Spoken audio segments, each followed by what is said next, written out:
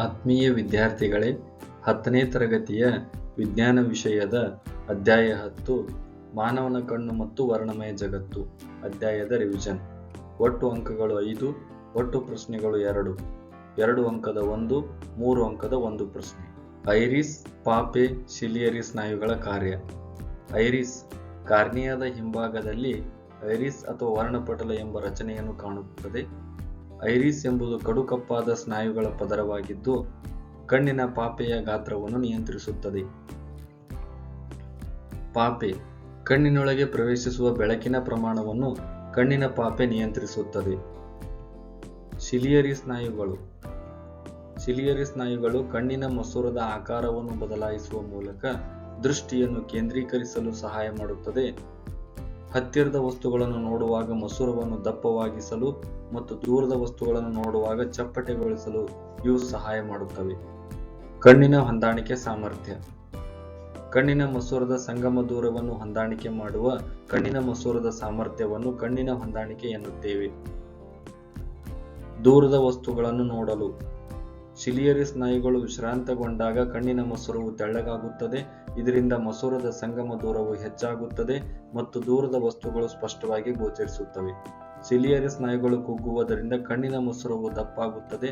ಇದರಿಂದ ಮಸೂರದ ಸಂಗಮ ದೂರವು ಕಡಿಮೆಯಾಗುತ್ತದೆ ಮತ್ತು ಹತ್ತಿರದ ವಸ್ತುಗಳು ಸ್ಪಷ್ಟವಾಗಿ ಗೋಚರಿಸುತ್ತವೆ.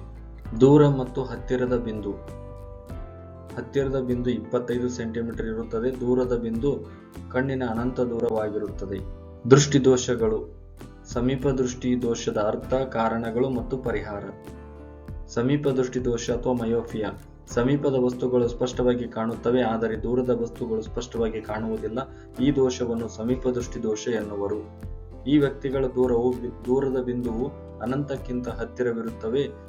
ಕಣ್ಣಿನ ದೂರದ ವಸ್ತುವಿನ ಬಿಂಬವು ರೆಟಿನಾದ ಮೇಲೆ ರೂಪುಗೊಳ್ಳದೆ ರೆಟಿನಾದ ಮುಂಭಾಗದಲ್ಲಿ ರೂಪುಗೊಳ್ಳುತ್ತದೆ.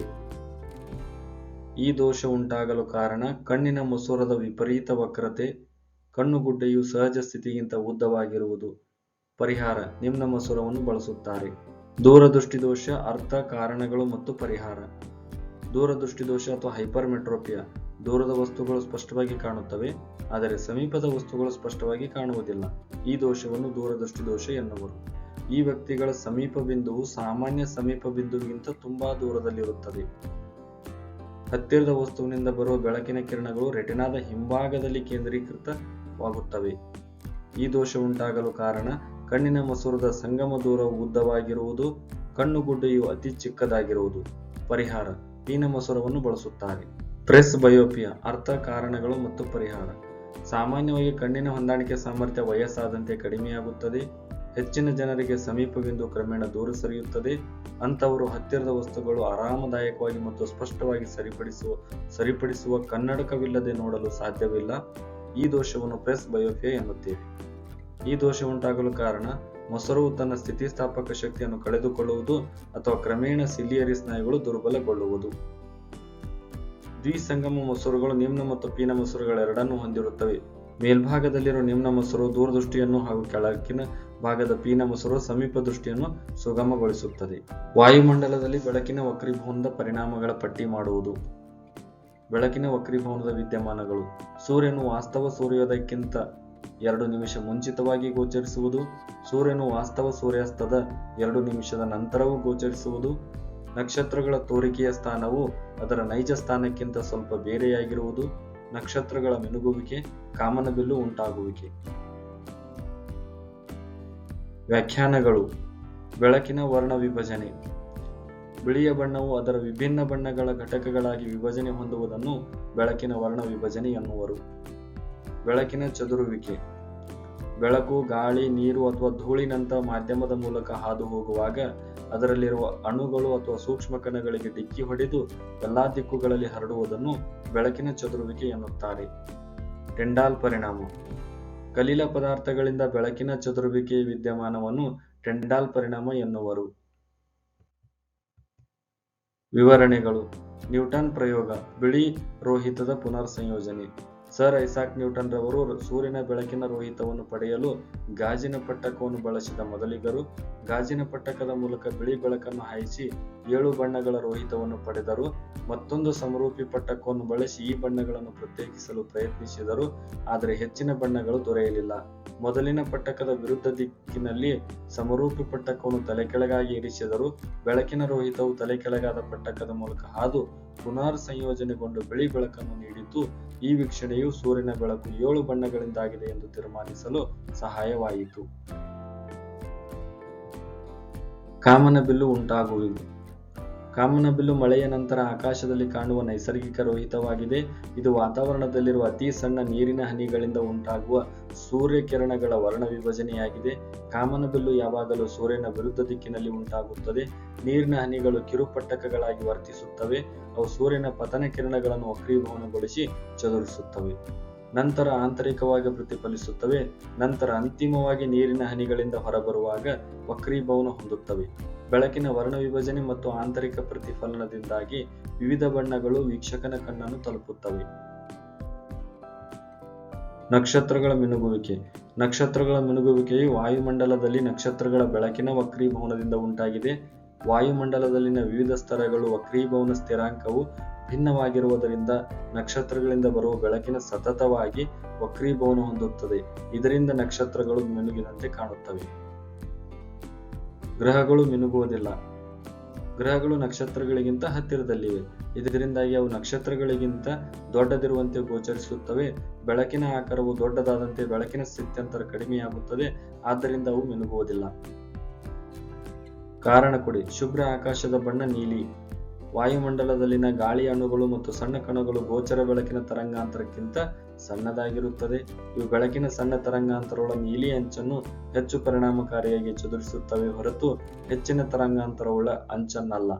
ಕೆಂಪು ಬೆಳಕು ನೀಲಿ ಬೆಳಕಿಗಿಂತ ಅಂದಾಜು 1.8 ಅಧಿಕ ತರಂಗಾಂತರವನ್ನು ಹೊಂದಿದೆ. ಆದ್ದರಿಂದ ಸೂರ್ಯನ ಬೆಳಕು ವಾಯುಮಂಡಲ ಪ್ರವೇಶಿಸಿದಾಗ ಗಾಳಿಯಲ್ಲಿರುವ ಅತಿ ಸಣ್ಣ ಕಣಗಳು ಕೆಂಪು ಬಣ್ಣ ಅಧಿಕ ತರಂಗಾಂತರಕ್ಕಿಂತ ನೀಲಿ ಬಣ್ಣ ಕಡಿಮೆ ತರಂಗಾಂತರವನ್ನು ತೀವ್ರವಾಗಿ ಚದುರಿಸುತ್ತವೆ. ಅಪಾಯದ ಸೂಚಕಗಳಾಗಿ ಕೆಂಪು ಬಣ್ಣ ದೀಪಗಳನ್ನು ಬಳಕೆ. ಕೆಂಪು ಬಣ್ಣವು ಮಂಜು ಮತ್ತು ಹೊಗೆಯಿಂದ ಕನಿಷ್ಠ ಚದುರುತ್ತದೆ. ಆದ್ದರಿಂದ ದೂರದಿಂದಲೂ ಅದೇ ಬಣ್ಣ ಕಾಣಬಹುದು, ಏಕೆಂದರೆ ಅತಿ ಕಡಿಮೆ ಚದುರುತ್ತದೆ ಮತ್ತು ದೂರದಿಂದ ನೋಡಬಹುದು. ಕೆಂಪು ಬಣ್ಣವು ಅಧಿಕ ತರಂಗಾಂತರವನ್ನು ಹೊಂದಿರುವುದರಿಂದ. ನ್ಯೂಟನ್ ಪ್ರಯೋಗ ಬಿಳಿ ರೋಹಿತದ ಪುನರ್ ಸಂಯೋಜನೆ. ವಾಯುಮಂಡಲದ ಕಣಗಳ ಗಾತ್ರ ಹಾಗೂ ಅವುಗಳ ಚದುರಿಸುವ ಬೆಳಕಿನ ಬಣ್ಣಗಳ ಸಂಬಂಧ. ಭೂಮಿಯ ವಾಯುಮಂಡಲ ಕಿರಿದಾದ ವೈವಿಧ್ಯಮಯ ಕಣಗಳ ಮಿಶ್ರಣವಾಗಿದ್ದೆ. ಈ ಕಣಗಳಲ್ಲಿ ಹೊಗೆಯ ಸಣ್ಣ ನೀರಿನ ಬಿಂದುಗಳು, ತಡೆ ಹಿಡಿಯಲ್ಪಟ್ಟ ಧೂಳಿನ ಕಣಗಳು ಮತ್ತು ಗಾಳಿ ಅಣುಗಳು ಇರುತ್ತವೆ. ಬೆಳಕಿನ ಕಿರಣಗಳು ಅಂಥ ನಯವಾದ ಕಣಗಳನ್ನು ತಾಡಿಸಿದಾಗ ಬೆಳಕಿನ ಪಥವು ಗೋಚರಿಸುತ್ತದೆ. ಈ ಕಣಗಳ ಮೂಲಕ ಬೆಳಕು ಪ್ರತಿಫಲನ ಹೊಂದಿ ಹರಡಿ ನಂತರ ನಮ್ಮನ್ನು ತಲುಪುತ್ತದೆ. ಕಲಿಲ ಪದಾರ್ಥಗಳಿಂದ ಬೆಳಕಿನ ಚದುರುವಿಕೆ ವಿದ್ಯಮಾನವನ್ನು ಟೆಂಡಾಲ್ ಪರಿಣಾಮ ಎನ್ನುತ್ತೇವೆ. ಈ ವಿದ್ಯಮಾನವನ್ನು ಹೊಗೆ ತುಂಬಿದ ಕೊಠಡಿಯಲ್ಲಿ ಸಣ್ಣ ರಂಧ್ರದ ಮೂಲಕ ಸೂರ್ಯನ ಕಿರಣ ಪ್ರವೇಶಿಸಿದಾಗ ಕಾಣಬಹುದು. ಅಂದರೆ ಬೆಳಕಿನ ಚದುರುವಿಕೆಯು ಕಣಗಳನ್ನು ಕಾಣಲು ಸಹಾಯ ಮಾಡುತ್ತದೆ. ದಟ್ಟ ಕಾಡಿನ ಮೇಲ್ಪದರ ಮೂಲಕ ಸೂರ್ಯರಶ್ಮಿ ಹಾದು ಹೋದಾಗ ಟೆಂಡಾಲ್ ಪರಿಣಾಮ ಕಾಣಬಹುದು. ಇಲ್ಲಿ ಮಂಜಿನಲ್ಲಿರುವ ಸಣ್ಣ ನೀರಿನ ಹನಿಗಳು ಬೆಳಕನ್ನು ಚದುರಿಸುತ್ತವೆ. ಚದುರಿದ ಬೆಳಕಿನ ಬಣ್ಣವು ಚದುರಿಸುವ ಕಣಗಳ ಗಾತ್ರದ ಮೇಲೆ ಅವಲಂಬಿತವಾಗಿದೆ. ಅತಿ ಸಣ್ಣ ಗಾತ್ರದ ಕಣಗಳು ಮುಖ್ಯವಾಗಿ ನೀಲಿ ಬೆಳಕನ್ನು ಚದುರಿಸಿದರೆ, ದೊಡ್ಡ ಗಾತ್ರದ ಕಣಗಳು ದೀರ್ಘ ತರಂಗಾಂತರದ ಬೆಳಕನ್ನು ಚದುರಿಸುತ್ತವೆ. ಚದುರಿಸುವ ಕಣ ತುಂಬಾ ದೊಡ್ಡದಿದ್ದರೆ ಚದುರಿದ ಬೆಳಕು ಬಿಳಿಯಾಗಿಯೂ ಕಾಣಬಹುದು. ಚಿತ್ರಗಳ ವಿಶ್ಲೇಷಣೆ. ದಿಕ್ಪಲ್ಲಟ ಕೋನ ಗುರುತಿಸುವುದು. ಕೋನ್ ಡಿ ದಿಕ್ಪಲ್ಲಟ ಕೋನ. ಕೋನ್ ಡಿ ದಿಕ್ಪಲ್ಲಟ ಕೋನ. ರೋಹಿತದಲ್ಲಿನ ಬಣ್ಣಗಳನ್ನು ಗುರುತಿಸುವುದು. ಬೆಳಕಿನ ಕಿರಣದ ವರ್ಣಮಯ ಘಟಕಗಳ ಪಟ್ಟಿಯನ್ನು ರೋಹಿತ ಎನ್ನುವರು. 7 ಬಣ್ಣಗಳು: ನೇರಳೆ, ಊದಾ, ನೀಲಿ, ಹಸಿರು, ಹಳದಿ, ಕಿತ್ತಳೆ ಮತ್ತು ಕೆಂಪು. ಕನಿಷ್ಠ ಬಾಗುವ ಬಣ್ಣ ಕೆಂಪು ಮತ್ತು ಗರಿಷ್ಠ ಬಾಗುವ ಬಣ್ಣ ನೇರಳೆ. ವಕ್ರೀಭವನ ಮತ್ತು ಪ್ರತಿಫಲನಗಳನ್ನು ಗುರುತಿಸುವುದು. ಕಾಮನಬಿಲ್ಲು ಮಳೆಯ ನಂತರ ಆಕಾಶದಲ್ಲಿ ಕಾಣುವ ನೈಸರ್ಗಿಕ ರೋಹಿತವಾಗಿದೆ. ಇದು ವಾತಾವರಣದಲ್ಲಿರುವ ಅತಿ ಸಣ್ಣ ನೀರಿನ ಹನಿಗಳಿಂದ ಉಂಟಾಗುವ ಸೂರ್ಯಕಿರಣಗಳ ವರ್ಣವಿಭಜನೆಯಾಗಿದೆ. ಕಾಮನಬಿಲ್ಲು ಯಾವಾಗಲೂ ಸೂರ್ಯನ ವಿರುದ್ಧ ದಿಕ್ಕಿನಲ್ಲಿ ಉಂಟಾಗುತ್ತದೆ. ನೀರಿನ ಹನಿಗಳು ಕಿರುಪಟ್ಟಕಗಳಾಗಿ ವರ್ತಿಸುತ್ತವೆ.